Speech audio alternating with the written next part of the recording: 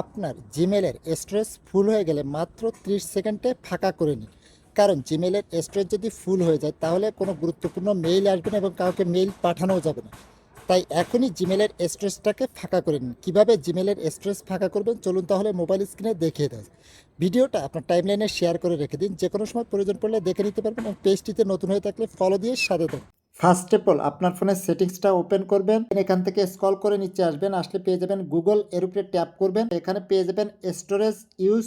এটা যদি আপনার না থাকে তাহলে আপনি এখান থেকে একবার টান দিয়ে ধরে রিফ্রেশ করে নেবেন। এরপরে এই ম্যানেজ স্টোরেজের উপরে ট্যাপ করবেন, এখানে পেয়ে যাবেন লার্জ ডিভাইস ফাইল, এর উপরে ট্যাপ করবেন। করার পরে এখানে আপনার ফোনের সমস্ত বড় ফাইলগুলো দেখাবে। এখান থেকে আপনার অপ্রয়োজনীয় যে ফাইলগুলো থাকবে আপনি জাস্ট সেই ফাইলটার উপরে ট্যাপ করবেন।